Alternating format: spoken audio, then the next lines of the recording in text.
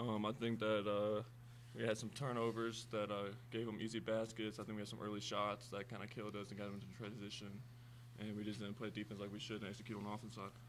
I felt I felt a couple of the possessions there. They outworked us. They got a couple offensive boards in that stretch, and that didn't help at all.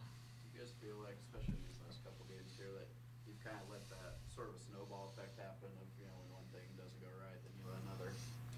Yeah, for sure. We're not hitting, or we do turnovers, or they go on a run. We have a tendency of kind of putting our heads down and kind of, I don't know, say giving up, but like just not fighting through it. That's on me. I'm a leader, so I got to do better with the team and pushing them through it. But I think we need to learn from this in the last couple games and grow. Yeah.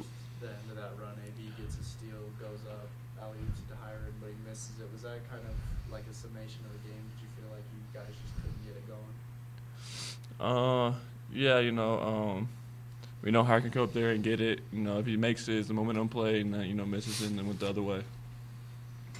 During the runs that other teams have had the last 3 games, seems like the offense during those runs kind of gets slow, stagnant, doesn't really move the ball a lot. Is that something that you guys notice, and is there something that you guys can do to switch that? Yeah, I think we start running our offense with pace. We kind of get lazy on our cuts and ball screens and all that stuff. And, I think that affects us because we can't get into the flow that we do most of the time. McDaniels got hot for a little while there. He kind of gave flashbacks of some of the dudes lately that have been putting up quite a few points, but you guys were able to stop it. What kind of changed? And he had that 11-point stretch, but other than that, he really didn't have much success. What were you guys kind of doing that was limiting him? We were being real physical with him as much as we can. Tried to eliminate his post touches. He's great from 15, 17 feet. So, trying to keep it out of his hands in that range, and I felt we did a pretty decent job overall. You guys have a week, 8 days till you play now. I guess what, in your mind, is the biggest thing that needs to happen between now and next game? For me, I think we just need to go out there and practice, run with pace, just, kind of mentally just get through these last couple of games, get mentally refreshed. I think it's definitely going to help, get in the gym, get some shots up, do some stuff you can't really do much, when you're playing back-to-back games, get our bodies right. We still got, a little bit left in the season that we can make a run for. So, get in the training room, get our bodies right, and just get some work in. After 3 straight losses, is this a good time you feel like to have a break, a little bye week, or would you guys rather get back out there sooner? I think you can go either way, if we let these games, get to our heads and just ruin us and we come out flat, or we come out, super excited, we get to play basketball again and get a win at San Jose, I think that's definitely going to help us. Obviously, winning is what matters most to you, but pretty big accomplishment becoming the program's all-time leading rebounder. What does that just mean to you individually? It means a lot to me, honestly, especially I've done it in, such a short time, compared to everybody else. But, I wish I could have some more W's with it. But, just all the work that I put in, all the effort plays that, you don't really look on stat sheets, all that stuff. So I think, I'm really proud of myself.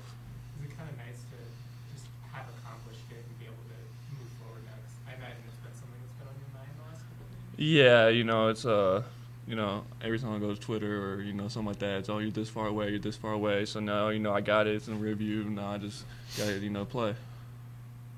Adam, what's going through your mind when you see Nico get the applause from the crowd? It's pretty amazing. I wish I could rebound like that. But yeah, we're all really proud of Nico, and that's a tremendous accomplishment.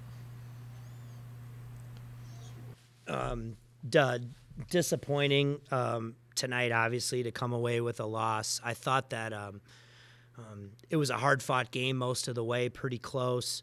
I thought our defense was pretty good in the first half. I thought we did a nice job of sticking to the game plan. We really struggled offensively tonight. And probably the biggest thing, I just thought we shot ourselves in the foot a lot. We had a lot of opportunities, I thought, in transition where we had an advantage, and just silly, we threw it away 2 or 3 times when I thought we had a real advantage. I think we got 2 shots blocked on breakaway layups. We had another breakaway layup where we missed a dunk, that was wide open. And I just thought a lot of times, and we shot ourselves in the foot, and those are huge momentum plays, in a close game. When you got a chance, you work hard, you get a stop, you're getting out in transition, you get a deflection, and we just really struggled to capitalize. And that was the story of the game. And then obviously it just got away from us late, and we struggled to score. And Watson and those guys made us pay, and they pulled away down the stretch. Do you feel like, and with some of those missed opportunities and then that big run they had, that you guys kind of let things snowball a little bit mentally right now? I think so, and I think you look at it. We go on that run timeout. We fall down twice. We come out right out of the timeout. Hiron trips, falls. Watson makes the 3. 2 possessions later, Adams playing. He trips, he falls. McDaniel scores. That's 5 points, right there. And I mean, those things happen in a game, but yeah, we didn't. I just don't think mentally we did a good job of regrouping, and we really struggled on offense today. And I think that maybe when we didn't take advantage of some of those easier opportunities, or thought maybe we looked a little bit deflated at times, I don't know. But against a good team who I think is playing their best basketball of the season right now, you just can't make those mistakes.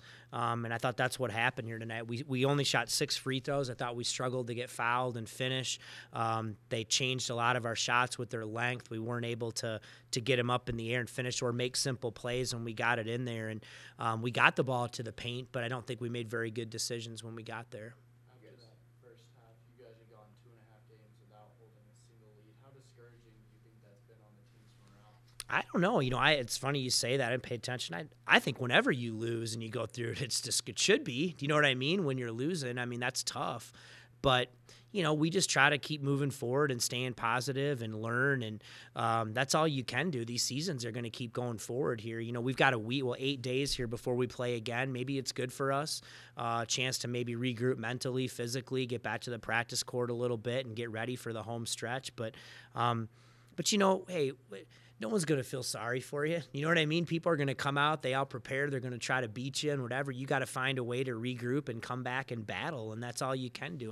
And I think we will. There's still a lot of basketball left to be played this year. It seemed like a lot of the turnovers tonight were kind of unforced. Yeah. A couple of handoffs where they just dropped the ball. Yeah. Is that more frustrating for you than versus really good defense? I think so. And it's frustrating for your guy. I just thought that's what I thought tonight was just unfortunate. I just thought we had a lot of really just, sloppy turnovers or ones in and we've usually been decent this year, taking care of the ball. We've capitalized in those situations a lot. That's been one of our strengths. And, again, we just shot ourselves in the foot, and we had 2-on-1s. We had advantage, and I think late in the first half too, we threw it away when we had a guy up there, and you're right, just fumble the ball out of bounds, and that's been uncharacteristic of us, for a lot of the year, and can't do that at any game, but especially against a good team like this. It was unfortunate. We forced 16 turnovers, but I don't think we did a good enough job of capitalizing on those tonight.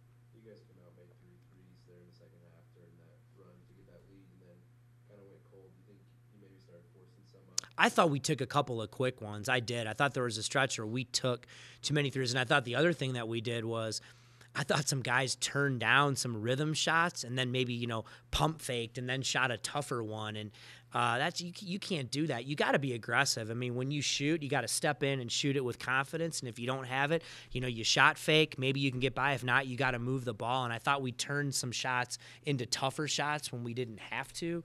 Those are tough shots to make off the dribble, threes. And we did. I thought we settled a little bit and we threw the ball inside. But again, I thought we did a really poor job tonight when we got the ball to the paint. We weren't able to get fouled. We didn't make very good decisions. We left our feet a lot without a plan. And a lot of those passes, we weren't able to kick out to shooters, or they deflected them with their length, and it was really difficult to get into a rhythm. Watson and McDaniels combined from 39 tonight. James, big game. Caroline, big game.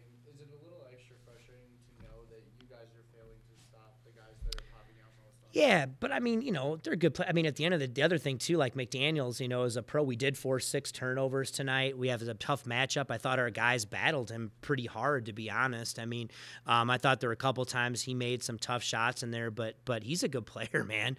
I thought we battled him, and then Watson. Times a good job. I thought late in the game in particular, it really hurt us. He made a couple shots like that, and when we lost him. But, again, I thought at times I actually didn't have a gripe with our defense at times. I thought for as long and as athletic as they are, I thought we did some really good things. But again, I think it really got away from us, down the stretch in the second half when we couldn't score and turn the ball over. But I thought we were better tonight, to be honest, on defense than we've been the last couple games. You brought up that alley-oop. It was during a 12-1 run, turned into a 17-1 run. Do you feel like maybe you would have liked a little simpler? Yeah, I mean, you need to get 2 points there. You got a guy ahead, you need to get 2 points. But I think that Hiron's going to make that play 90 whatever % of the time. I mean, he was right there. He missed it. You know what I mean? He can make that play, and I thought he threw a good pass. And you got to get 2 points there. I mean, you do. But I'm not going to tell our guys to start being tentative and all that stuff. You got to play, and that was a play we left out there. But it was one of those games, But I thought that's a play he completes most of the time. Yeah, I'd probably prefer he goes and lays it in. But it's what it is.